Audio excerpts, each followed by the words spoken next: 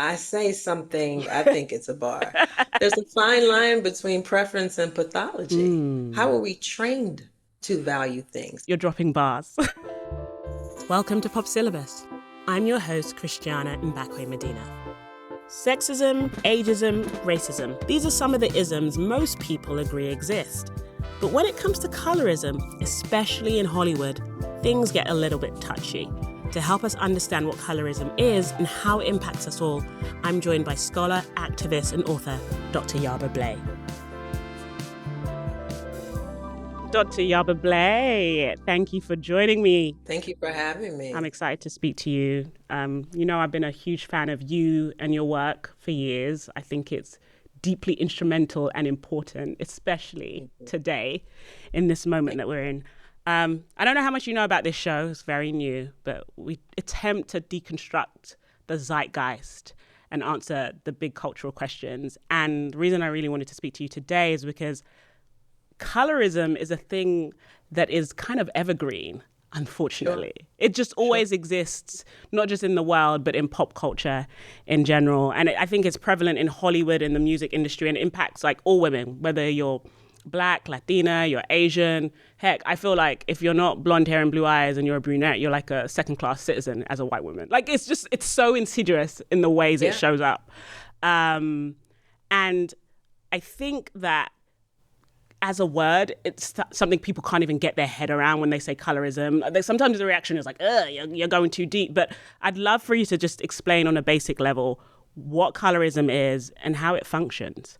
Yeah, I'm glad you asked that because I'm in agreement, especially given that I spend way too much time on social media and watching the ways that people tend to use the word. It almost feels like the ways in which, in years past, and even currently, the ways people use the term racism. Hmm. And the more that they talk about it, you recognize that they don't really understand what it is. They kind of just are going off feelings of what they think is right or wrong. And I think something similar, right, applies with colorism. And so, colorism at its basic level is the privileging of light skin over dark skin. Hmm. It's just that simple, right? It can be the prejudicial treatment, it could be discriminatory practice, but colorism, by definition, is always, always, always the privileging of light skin over dark skin. And I say it that way because I see folks using language like reverse colorism, Hmm.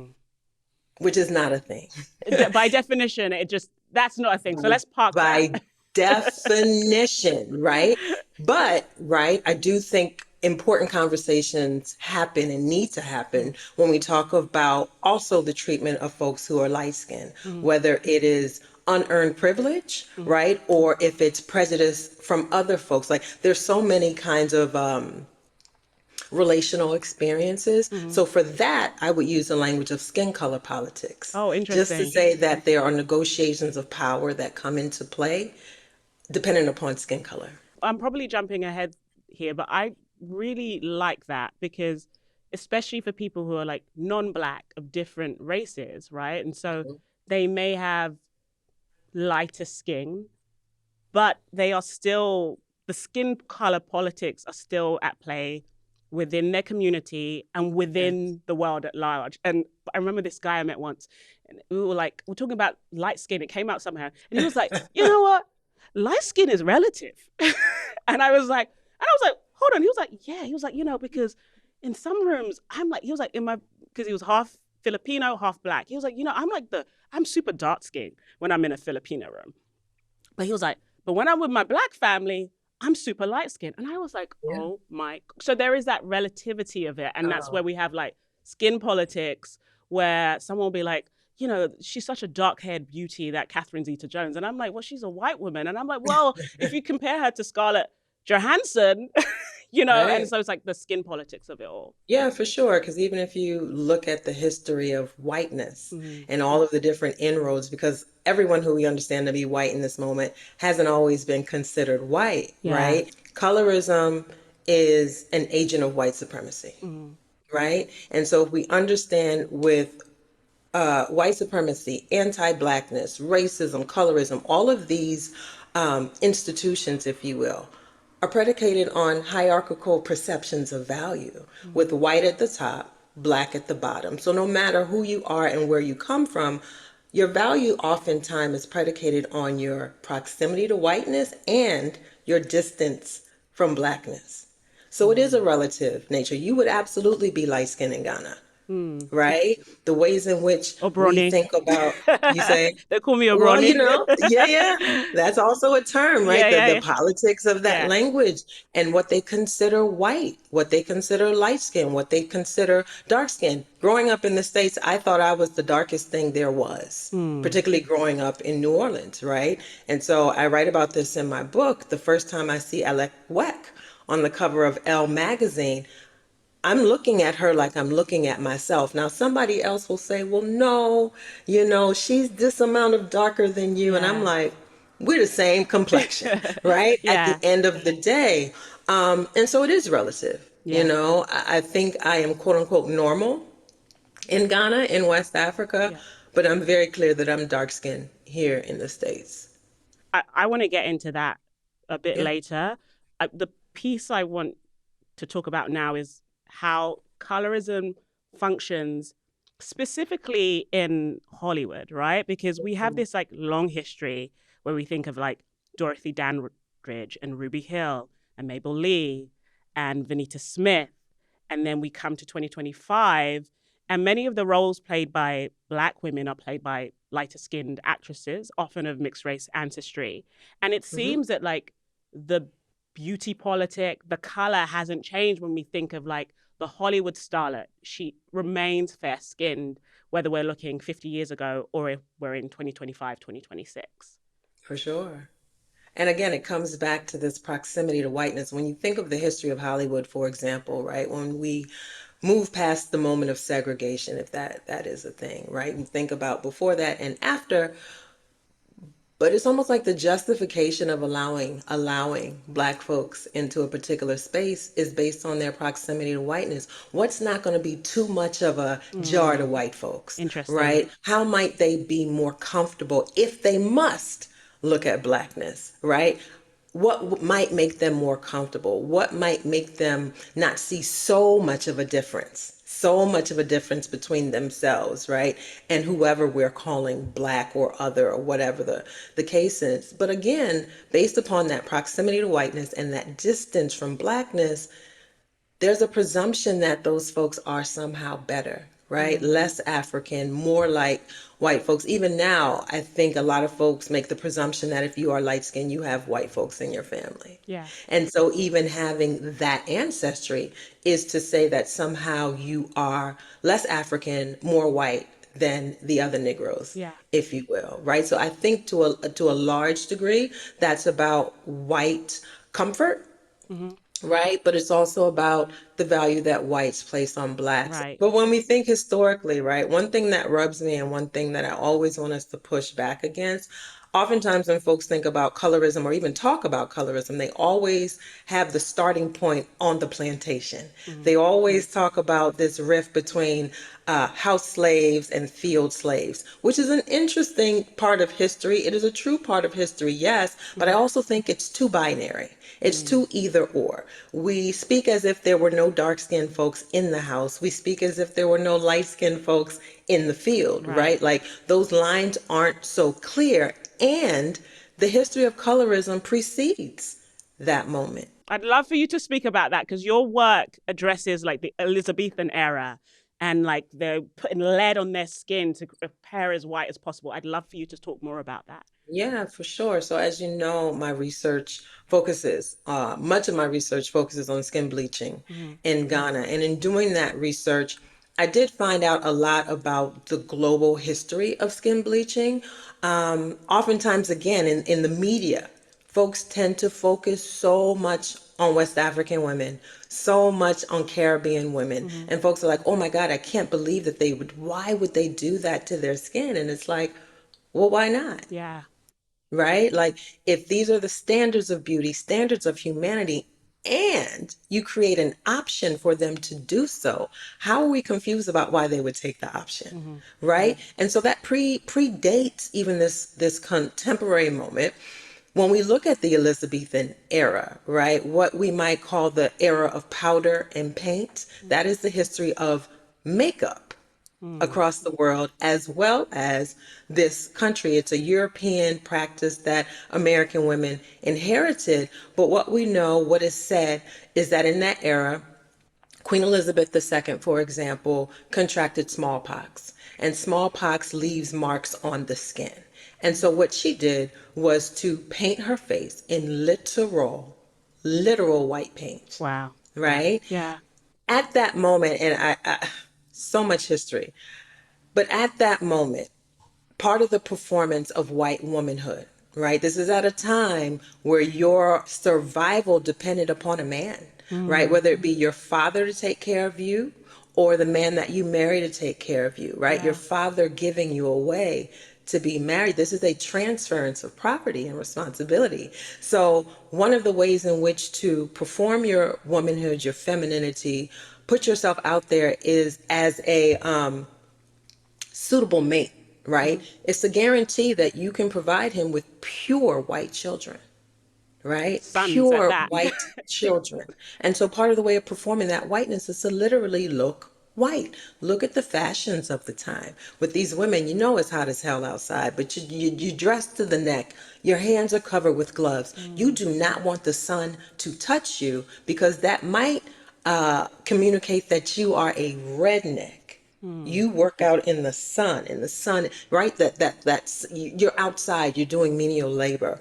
And so it is a performance of whiteness. And so she starts this trend allegedly with this white paint.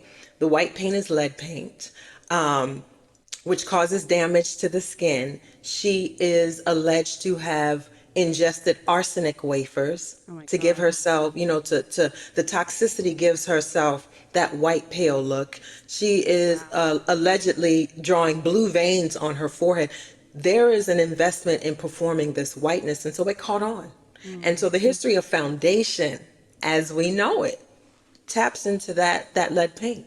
And that is separate from the dynamics within communities of color. Like we inherit that, but it Yeah, preceded us, our yeah, existence and our yeah. construction, right? For sure. And so then it remixes when Yeah. it comes into our community.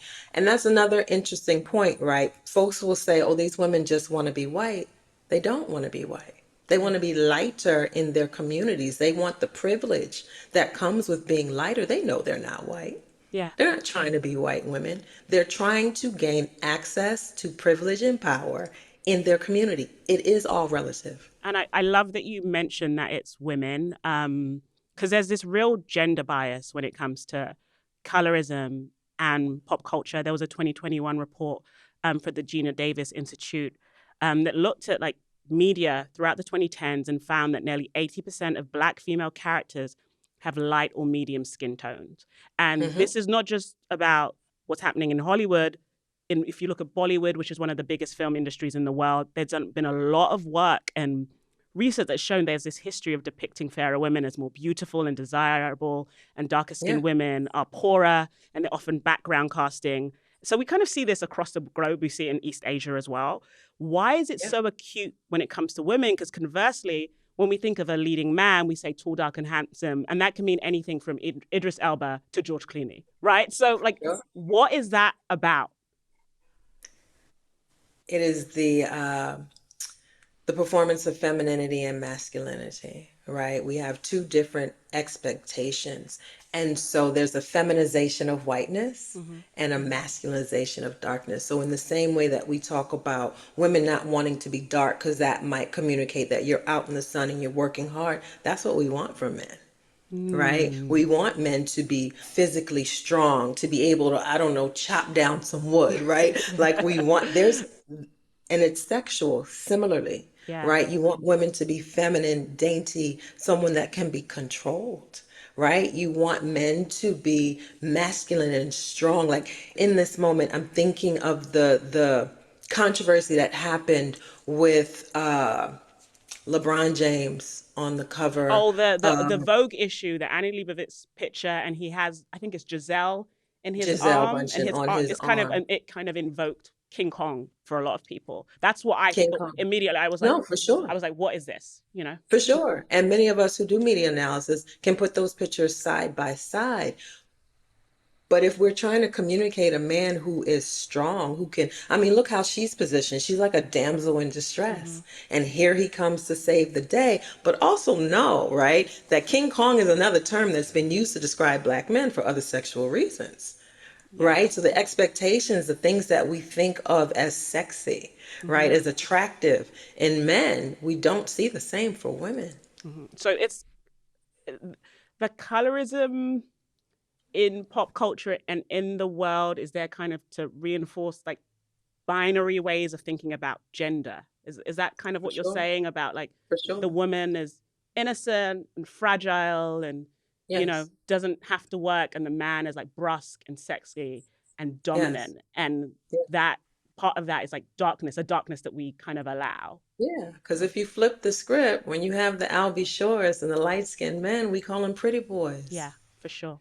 Call them pretty right? boys, and they're feminized and seen as weak and maybe memed in the way that we'd say a Absolutely. certain biracial rapper from Canada. I Drake. didn't say it, you did, I, but like yes. we could get into the color politics of the Drake and Kendrick beef, but you know, Absolutely. Absolutely. that is, I think, a very illuminating example of how color politics play into even how we the arena of the rap battle, right? Yeah, for sure. Nobody's taking that Canadian rapper seriously. Nobody's scared of him. And why is that? Right? It all because he's light skinned and Mm, he's biracial. And one could argue he's from Canada and he sings in his songs as well. yeah. And then you have the other LA based rapper who is, a former gang member and talks about it's believable Mm. coming from him. The other one couldn't rap about that and have someone believe him. Yaba, you're drop, pun unintended, you're dropping bars. You're dropping. I'm glad we've actually got into that Kendrick and Drake kind of thing because I do want to talk about the black icons we have in pop culture on the music Hmm. side. Hmm. We think of Beyonce, Hmm. and who's fair skinned but can perform as ambiguous. And I think about a lot the music video from Beautiful Liar, which came out in 2007. And there are moments where it's hard to tell her and Shakira apart. They do this kind of like camera play, right? Yeah. And I think of Rihanna, Alicia Keys, Mariah Carey. On the rap side, we have Lato, we have Nicki Minaj, who may not be considered light skinned, but there's an ambiguity to her. Yeah. Saweetie, Cardi B, all women who are like racialized in a certain way. We haven't even Yeah. got into the actresses, and then on the prominent Latinas or Asian stars like Selena Gomez, Rosalia, Yeah. Olivia Rodrigo. There's no disputing that these are like talented people who make great art. Some of them. You said it, not me. Some of them. um, and something I see, which I think is a very insidious argument, but what some people at home may have bought into without knowing it, is that they say, hey, this is what the market wants. And they'd say, Hmm. because it's not like there aren't dark skinned women of all backgrounds trying to be big in pop culture. Why don't the audience gravitate towards them? Why are we making this about colorism? Why aren't we making it about, just talent, which is the argument that's often used when we talk about racism. But I see that a lot when it comes to colorism. People like, well, this people like what they like, right? People like what they like. I say something that I actually like. I think it's a bar. But there's a fine line between preference and pathology, Hmm. right? Like, how are we trained to value things? One could argue, and I won't say a name, but there's a rapper in that list who's not talented Hmm. at all, but she's light skinned, right? Mm-hmm. And so it's unearned privilege.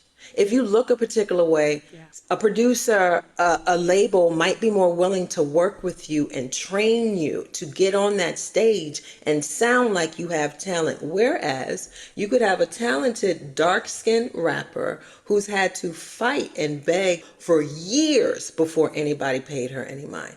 Absolutely. In that light skinned bubble, no one can take Beyonce's talent away from her Mm-hmm. at all. That's not arguable. Some might challenge her rise to the top, Mm. right? The speed, right? Yeah. Versus there are very many, I think, black vocalists who are on For the people listening at home, Yava's doing a very funny hand gesture. like equal measure. Don't come for me, Beehive. I rock with Beyonce as well. I'm just saying if we were open to the possibility, we might hear those vocalists differently, if that makes Hmm. sense. How are we trained to value folks? I think if a woman especially stands before us and says she's an artist, she's going to get a lot of passes. We're going to hear some stuff that might not be there, Hmm. right? But we see dark skinned artists and dark skinned women vocalists, and we're turning our head and we're trying to see if it'll work, if we can make it work. You see what I'm saying? Yeah. Like there's so much, I think, other things that dark skinned artists have to almost prove, Yeah. right? In order to be taken seriously. So I see it just as an observer. It's like I'm not in the industry and I can't say, but I do wonder when certain artists, women artists especially, just get a deal, get one EP. I'm like, how? Yeah. Who How? heard her and thought this was talent? What I found really interesting about what you said is the element of like training and grooming. Because talent is common. Lots of people are Yeah. talented, but the process of refinement in any system, like whether you're trying to be an academic, whether you're working in Hmm. finance, whether you're working in Hmm. entertainment, and people being willing to invest you and be like, hey, I'm going to teach you and show you the way, that can be such a game changer. And I think what Yeah. you're describing is this inequity in how we distribute opportunity and training, Absolutely. right? Absolutely. That's like the very insidious core of colorism, that I'm going to make it easier for someone else, but I'm actually going to create blockades for somebody of a darker hue. Yeah, and that's what, unearned privilege, Unearned privilege. unearned Okay. privilege, Well, ultimately. we have to be careful here because I don't want the beehive to dox me. But you have a really interesting POV on Beyonce, particularly due to your upbringing in New Orleans. And when Formation came out, the liberal media celebrated it in a certain way as like this very powerful statement of Black liberation within a capitalist Sure, structure, as much as you can sure, perhaps have that. sure. But you had a very unique and nuanced take on it. And I think it's rare that we see issues of colorism within Black communities addressed in that way. I think the recent season of The Gilded Age approached it in a very thoughtful way. The scenes were perfect. People at home Yes, go and watch it. But it's yes, rare because color politics are so complicated. And I'm even nervous about asking this question because I think interrogating the way big pop culture icons benefit from that privilege is often not allowed. And I'd love to speak about that more, not just in relation to Beyonce, but just in general about like the pushback you get as soon as you even want to broach the topic of colorism and how it helps explode careers. the pushback often is that I'm a dark-skinned woman and I must just be jealous, or I'm a dark-skinned woman and I must just be too sensitive, right? Similar to what you said earlier, people like what they like. Beyonce can't help it that she's talented. Again, I would never question By the way, that's Beyonce's. not my take. I'm just paying devil's advocate But as the even host of this show. but listen to us. Yeah, Listen to us. yeah. Listen to all of the apology The that we're making, negotiations, but you have to do the negotiation. constant negotiations and the massaging in order for people to receive what you're trying to say. We are not allowed to be critical of Beyonce. No. Allowed. Beyonce is a whole nother podcast episode. We are Maybe not allowed. I may have to bring you back for that. We're not allowed to challenge Beyonce, Yeah. right? And I don't think any of us is beyond critique. That criticism that I made of the Formation video was coming from someone who grew up in New Orleans, who is triggered in a lot of ways. I was in Philadelphia when Katrina happened. I watched my city underwater on TV. Folks in Philadelphia were like, oh, damn, that's messed up. And life went on for them. Meanwhile, I'm wondering where my people are. I'm wondering for folks to at least say, okay, we made it to Houston after being in traffic for 12 and 13 hours, right? Mm-hmm. So for me, again, I know that Beyonce has, what am I trying to say? Her people are Creole, right? So she has some ties to New Orleans, to certain parts of Louisiana. So fine. I just thought it was insensitive. I knew that there was a message, right? For her, there was a message that she was trying to make, and it landed well on a lot of people. But for me, to be crouched down on a police car that's underwater just felt distasteful Mm-hmm. to me. I wondered if the folks who actually had to swim in those waters, bodies that were actually floating in those waters, if they were taken into consideration, or was this about making a hit? Yeah. Right? And oftentimes, yes, we we put a lot of onus on artists, but we also have a lot of expectations on Yeah. artists. Like at the end of the day, it's a song. Again, I don't clock Beyonce's pockets. I can't tell you what she did or did not do, but I know her money is long enough to have done some very tangible things in New Orleans at that moment, other than make a song. And again, I don't know what she did. You took issue with you wrote, and I'm gonna quote you, I'm gonna cite you to yourself. Um you say, I cheer Beyonce as she sings, I like my Negro nose with Jackson 5 nostrils, but I cringe when I hear her chant, you mix that Negro with that Creole, make a Texas Bama. Like that was it was very visceral for you. And I'd love to get into that. It reminded me a lot of her L'Oreal commercial. I don't know what year that was. Very early Beyonce. Yeah, very it was like post Destiny's Child, but it was very early Yeah, in her. Yeah. I think it was early when she was first beginning her solo artist career, but there was a L'Oreal commercial, and I Mm-hmm. remember L'Oreal was ultimately saying that, like, I don't know, something about a prism or a spectrum or Mm-hmm. some level. And she also received backlash for, I remember J-Lo, for example. Again, problematic. J-Lo, the words that came up on screen was 100% Puerto Rican. What's that mean, 100% Puerto Rican, as if there are not racial politics, Mm-hmm. right? As if there is not white Puerto Rican, Yeah. black Puerto Rican mixed. So Yeah. that was over there. And then Beyonce comes and it says, and I could be wrong, but I want to say it said African American, French, and Native Yeah. American, right? It's not my reality. I just find it in my experience interesting how often, Beyonce aside, how often folks are ready to tell us their complete genetic makeup.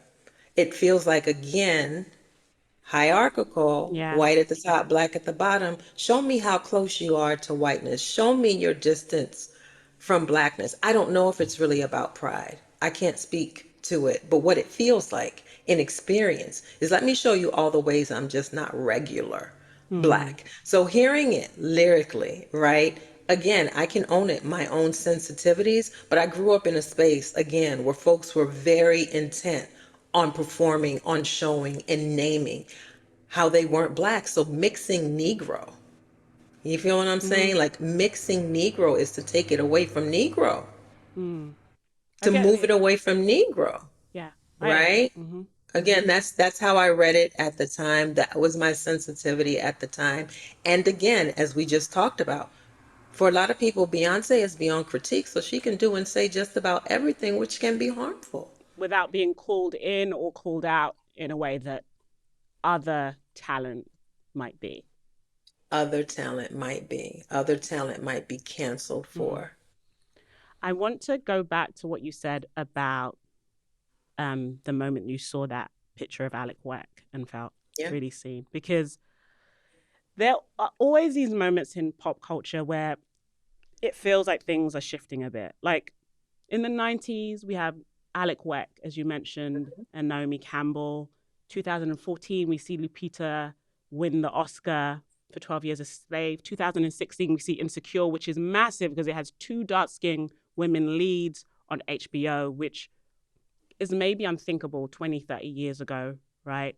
yeah. We see Simone Ashley recently, dark-skinned British Indian woman, a lead in Bridgerton. And I can name these like moments where it feels like something is shifting. We have the racial awakenings of 2020 and that uprising. And then we kind of, it's what we spoke about before we got on there, have this whiplash moment. And it feels like that was like a fever dream. And I say that because the reason I wanted to speak to you today is that I spend a lot of time on TikTok. I'm constantly scrolling. And in the past year, I keep coming across bleaching influencers. Now, I come from a culture, I'm Nigerian British, and we can have a whole episode on that. So, bleaching is not something that's at all foreign to me. It's very normalized in my community, even though it's not spoken about and it's hidden, but you see it. It's very paradoxical. Sure. But what was surprising to me is that these were young girls, these were Gen Z girls. And as a millennial, I was like, in my own naivete, in my own blindness, was like, I thought this was something that was gonna die out. And maybe it's because there'd been these moments of these these icons that we had this feeling of progress. And then, there's been studies showing how like the filters on social media like reinforce colorism and the certain beauty ideals. And I guess I want to talk about like those swings, like, Hmm. and how they happen, and how maybe people like myself can be deluded into thinking we're moving forward because we see Lupita with the Oscar, or we watch Insecure, and then Hmm. we're brought back to reality when I'm like, this is a 23-year-old girl. And it's not the thing to me wasn't necessarily just the bleaching, is the fact that like she has courses and she's selling it and she's telling people Mm. what to use. And I want to get into that. Well, I'm smirking the whole time you're talking because I'm wondering what it is that you've named that represents a shift, right? Like you're Yeah. naming a handful of things. Does that represent a shift? No different than Obama being president. We Mm-hmm. still have this guy now. Like, Yeah. what does it ultimately Yeah. change? Like, people always say representation matters. Representation is not enough. I see Mm. it on TV, great. Does it change the systems and institutions that ultimately support this behavior? It doesn't change the foundation. So yeah, we can have America's so-called racial reckoning of 2020. What did it take for it to disappear? Not much. Yeah.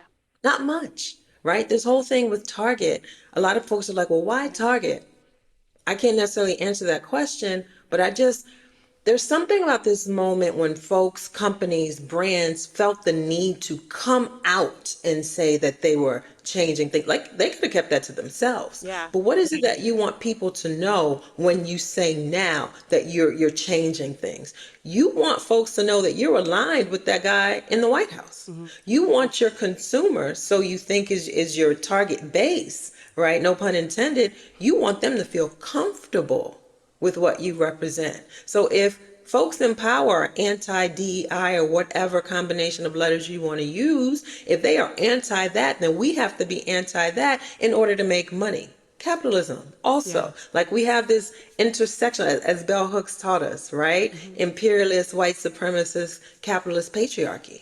All of these institutions are intertwined, right? And so we absolutely can't remove capitalism from the framing. But when you talk about TikTok and these young girls and bleaching, all of bleaching is just transforming uh, uh, its presentation, Mm. right? Yeah. K Yeah. beauty.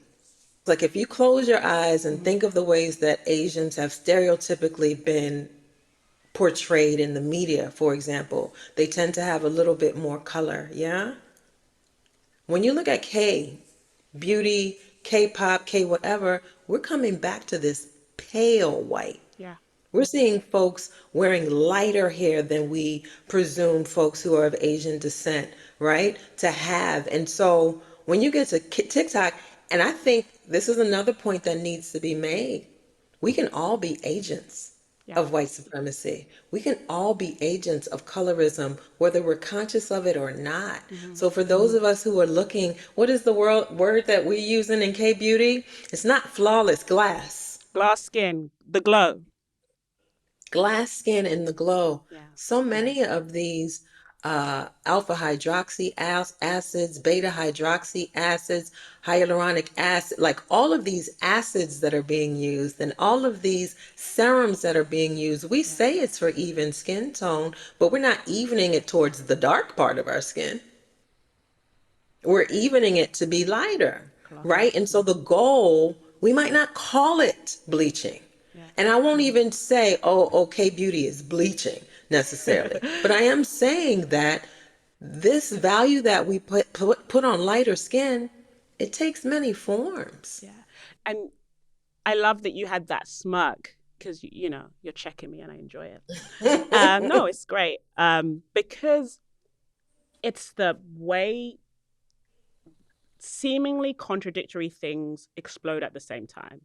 Because Mm-hmm. while we have this K beauty explosion and the glow and glass Mm-hmm. skin, we have Fenty Beauty with the most inclusive shade range Yes. we've ever seen, Yes. actually just Yeah. transforming the makeup game in a way that is just incredible, right? And women who are like, I am a dark skinned woman and I have cool tone skin and I finally found my shade, right? And Yeah. it's those kind of signals that Mm-hmm. capitalism uses and these systems use that people feel like, well, we are making some progress because now I can actually find my foundation shade when I walk into a Sephora.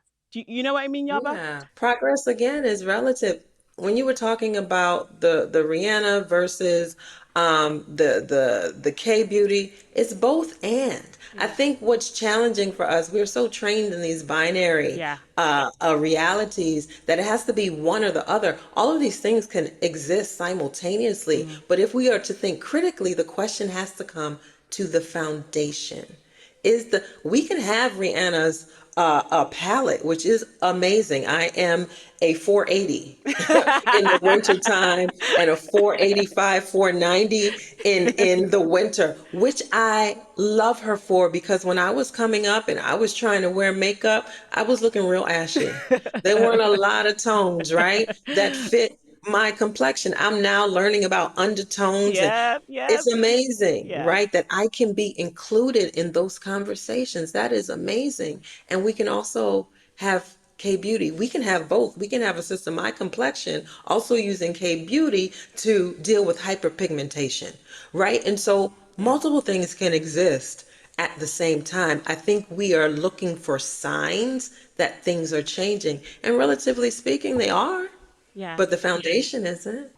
And to that foundation, and why I love your work is because as a scholar, you have, I think, one of the most compassionate lenses when it comes to skin bleaching. And you actually undid a lot of the ideas I had about why people skin bleach. And, you know, because I think it's always, there's a lot of judgment when we approach this Oh my topic, God, right? yes. Um, and I'm curious about, not just what you found when you were like in the field doing your work, but I want to ground this in the fact that when we talk about colorism and pop culture and we zoom out, like imprisoned women who are seen as lighter skin receive shorter sentences, like Yep. 12% shorter than dark skinned women. Yep. 69% of women with darker skin have experienced racism in their current workplace. The Yep. majority of Hispanic adults have said that having darker skin hurts their ability to get ahead in the United States. Yep. And we know a report found that in India, a woman's dark skin can preclude her from getting certain jobs, like you can't be a news anchor, a sales Mm-mm. associate, a flight attendant, a receptionist. We have this skin bleaching market that in the US is $2.3 billion alone. But that is a reaction to the very real world consequences that having dark skin divvies out to people, For sure. especially women. And I want you to talk about that part and how it informs your compassion. Well, interestingly enough, and I'm trying to pick up on lots of what you're putting down, but also just to put out there, oftentimes when we talk about skin bleaching, it is projected as a so-called third world reality. Mm. We ignore the extent to which it is happening in this country. And so again, when we talk about media projections, I always Yeah, wonder like, why is it so important? Why is it yeah, so necessary, right? To project this outside of this space. I can go into any beauty supply store, any one, mom and pop, mm-hmm. big late, there's going to be an aisle with skin bleaching products, Yeah. I'm right? glad you say that because my hot take, skin bleaching exists in Hollywood Oh, across, and I don't want to make this absolutely. about like black stars or Latinx stars across the racial spectrum. This is a Yep. technology that is being utilized. And I don't want people to think this is something that just happens in the global south or happens in certain Nope. parts of the world. Skin lightening Nope. is a practice that occurs Absolutely. in the mecca of pop culture itself. And you folks just name it something else. You can go Mm, to Medi spas across the country. You can get infusions, IV infusions. You can get supplements to take to inhibit the production of melanin. mm, It is everywhere. It takes different Mm. form. It's just not a market woman rubbing cream on her face. You Mm. feel me? It Yeah. looks a variety of ways. And so I just wanted to make that point. My empathy comes from being American Ghanaian. Hmm. Yeah. From having particular lived experience, from seeing so many women and men bleach their skin and it be normative behavior for many of them, and they can be very upfront and clear that I am doing this to be seen as more beautiful because beauty has some tangible benefits to me as a woman in this society that is highly patriarchal. Hmm. I still need a man to survive. Men, so this is the thing. We find it so easy to judge women, black women, African women especially. Oh my God, why would she want light skin? She just hates herself. Love yourself, sis. We say nothing about the men who walk around here with their megaphones and say, I prefer lighter skinned women. Why do men get to announce their preferences as if there's no consequence to that? Right? Yeah. Those same men will now judge women who bleach and say, you just need to love yourself. I really get annoyed with the ways in which things get isolated to the self. Yeah. Self love, self hate. What about social love and Yeah. social hate? We put so much onus on the individuals. We do very little critiquing of the societies. And so my empathy comes from, I don't know. I think the more and more I did this work, the more and more I talked to human beings, the more and more their life experiences made sense to me, the more and more I watched governments, institutions, and Ghana, the Food and Drug Board, if the outside world was saying it was bad, now it's time for you to ban these products. But I can leave my interview at the Food and Drug Board and walk outside 500 feet and find a woman at her stand selling skin bleaching products. Like, you're Yeah. full of a curse word here, Yeah. right? You're full of it, right? You don't really care about the human being. So now Yeah. it's time for me to care about the human being. So Yeah. again, how can we judge women and men? Yeah. Because there are men who bleach their skin, right? Yeah. How can we judge people for taking an option that you made available? Yeah. Right? So, again, if we're looking at the entirety of society, a society that privileges light skin, and in that society, you make light skin accessible, why are we not critiquing those brands, right? Those corporations that are making the products? Why are we only focused on the people who use the products? I also wonder, why are we so hell bent and so anti skin bleaching? I don't see this conversation around hair relaxing. Or dyeing your hair blonde. I want to do a whole episode on blondness. Dyeing your hair Yeah. blonde. And again, let us all be clear. I love Black women. I love every single thing Hmm. we do to and with ourselves. I think we are the grand, undisputable champions of the world when it comes to fashion, when it comes to hair, right? I also find it interesting our obsession with baby hair in this moment and laying down edges. I find it interesting that, the lace front wigs, like you say, the different color wigs, like there's a lot of fashion in that. But when we wear those things exclusively, yes, our hair is natural Hmm. underneath. Beyonce comes out and shows us how long and healthy her hair is. So does Cardi B. But at the end of the day, your forward facing self is committed to a particular look. No, you're not Hmm. you're not walking out there with all that natural hair. I'd love for you to like help us kind of untangle this because it's something I've been thinking a lot about how you know, there's like studies that show that the percentage of women CEOs in this country, like they're disproportionately blonde, right? So I think Mm, it's very clear for a white woman to understand the benefits of being as close to this mm-hmm, Eurocentric ideal. mm-hmm, And now I'm looking at the explosion in tape-ins as a hairstyle right now, mm-hmm, mm-hmm, and the microlicks on the Black women's side. There's mm-hmm, apparently a surge in relaxer sales recently. mm-hmm. Silk overlapped. press. The silk press is back in a major way Hmm. in this particular moment. And sometimes I'm like, how much of this behavior is, because I don't think people interrogate their desires or their impulses much, especially when it comes to beauty. So whether it's the Sure. white girl dyeing her hair blonde or it's a black girl that's like, you know what, I'm just going to get a sewing right now and wear my hair straight for the next year. I'm just Yeah. feeling like it, right? No one's doing that work of deconstructing of like, why am I drawn towards this thing? I'm thinking Mm-mm. about those things happening in this particular moment where the world has just been pulled to the right. And this is just not a US thing, because everyone talks about what's happening in the US, but we're seeing it in Europe, we're seeing it in parts of East Asia, just like Yeah. the right are in government, right? And Yeah. women are making these very specific beauty choices at the same Hmm. time. Hmm. I want you to help us like unpack that, because when I talk about it with people, that the response is it's not that deep. I guess that's what it is. It's just the Mm. response is that it's not that deep. And I sometimes struggle myself to make the connections in like a direct way, because it's just like, again, the moments, the flashes of progress, Hmm. the things where it's like, oh, it thinks, because I'm a child of YouTube and the natural hair movement. And I remember Yeah. years ago you wrote on Facebook, is actually, I think about it a lot and I laugh to myself. And you say these natural hair girls think they invented fire and discovered fire or something like that. And because you were just like Yeah. frustrated by how they were kind of like this dogma and pathology that was coming into like the natural hair movement. And now I'm seeing that like there's barely any natural hair bloggers left Mm. anymore, right? Mm. Most people are Mm. doing like wig tutorials or straightening their hair.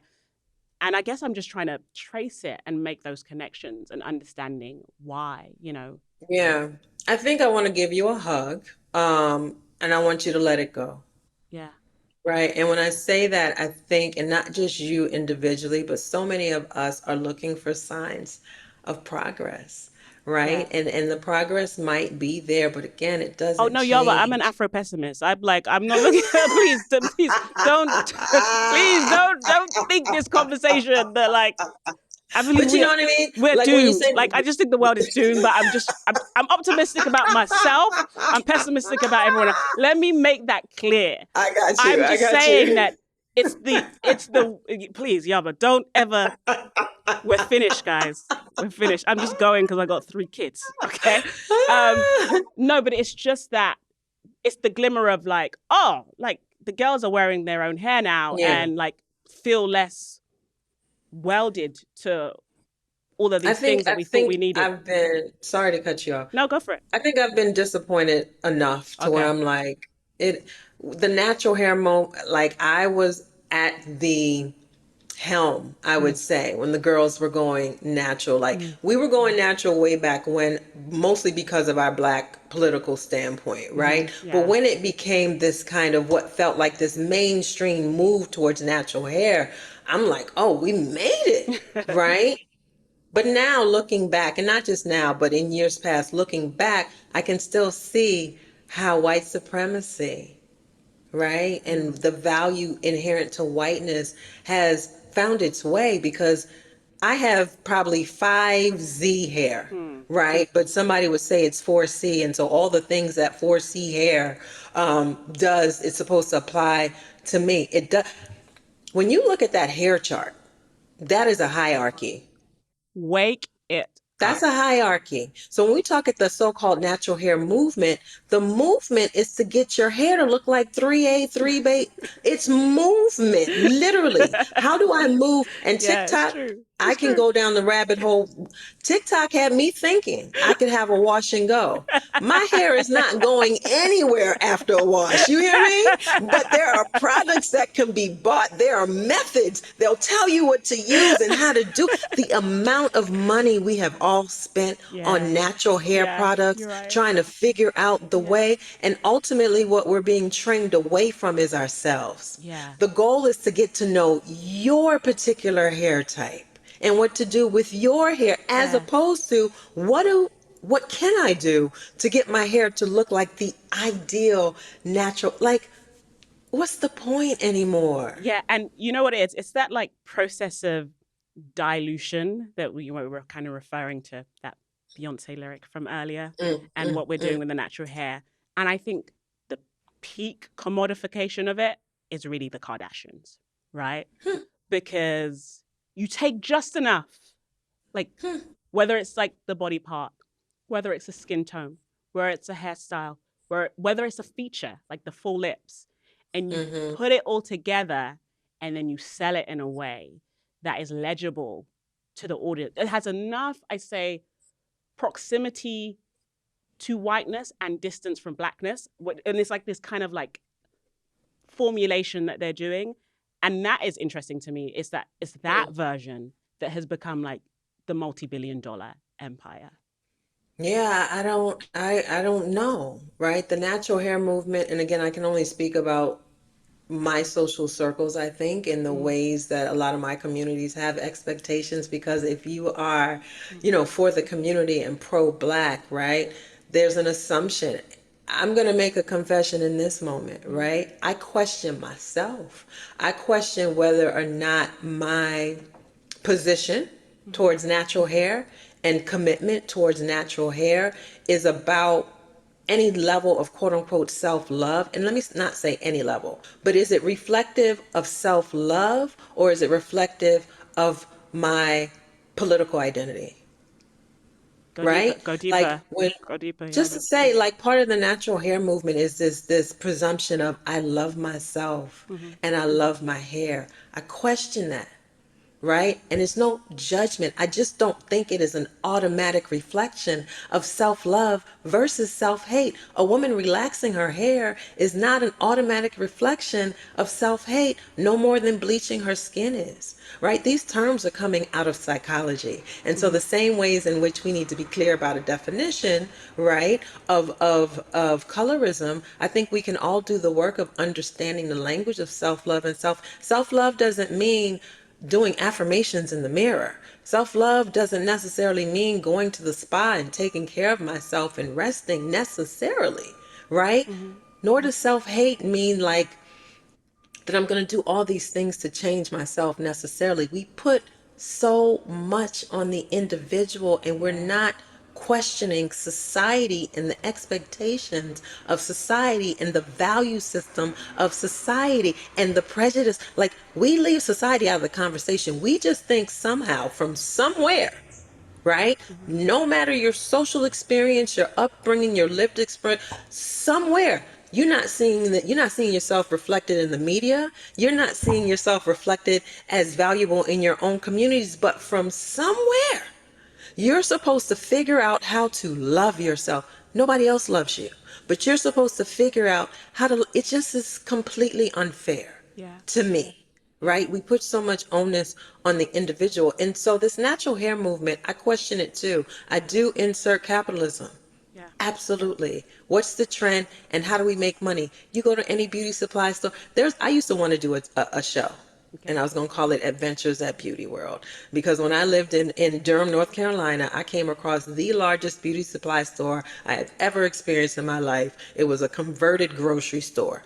Like, the entire back of the store was hair. There were Mm-hmm. aisles and aisles of products. The other side was clothing and shoes. Like, it was just phenomenal. But an entire aisle, two sides, bleaching products, an entire aisle, two sides, products just for natural hair.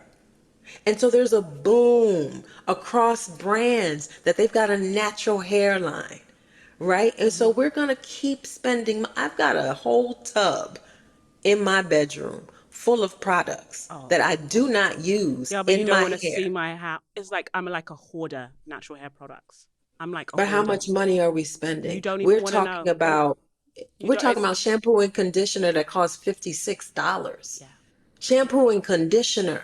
Deep conditioners that cost Let's not even $30. talk about the mask, the hair mask, the The hair oils, mask. the leave-in. The yeah. Listen, We can go the on and money on. that we're spending, so we can't leave capitalism out of the mix. And we can't, I just don't want us thinking we're better than anybody else because we wear our hair natural. Yeah. No, That's ultimately the bottom line. I'm with you on that. I my thing is, and I guess the reason like I want to make this show is that I think that pop culture is like this arena where so many of society's kind of ills For play sure. out. And all of those systemic forces that are acting on us are acting on pop culture. Yeah. And when we make it about the individual, we do ourselves a disservice because and then it's just like, Western individualism. We always we blame everything on the individual and we Yeah. praise the individual when that is Yeah. just not, if the individual does really well, it becomes this sign of like individual effort. But, Yeah. And individuals cannot change institutions. and, the people that listen to this show, they're lovers of pop culture, they're consumers of it. What can they do that's different? And not to make it about an individual thing, but Sure. because I think I talk across, like with my girlfriends, we're like, oh, we're not engaging in that. We're reading this, we're consuming this. Like, what Yes. choices can we make in light of this bigger system? I I mean, guess. I think for me as an educator, it's as simple as just questioning everything Mm, and not just consuming things as they are. Never, ever, ever saying that's just the way it is. mm, Never, ever just conceding to the fact that that's just the way it is. We have to question everything. We have to teach mm, our students, our children, our comrades, our communities to question everything. mm, Right? It can be as simple as that. Next level is the choices that you make. What are the things that you do support? Even thinking in silos, right? That we mm. might not be able to affect the totality of society, but how do you want to live? Who are your Mm. people? Yeah. Right? Yeah. Who do you feel safe enough to say, I don't know about this, right? Or what do you think about this? Can I critique Beyonce without y'all canceling me? Like, where are your safe spaces to question Yeah. everything, to call some things out? It might not be on social media. For everybody Yeah. who wants to be a content creator, who everyone who wants to have, the kind of contrarian quick take to get the likes and to get the comments, that might not be where the work is. Yeah. The work might be at home. The work might be in your group chat, the group text with your homegirls. It's like, where is the safe space? I have to question these things. So, where is my safe space to do that?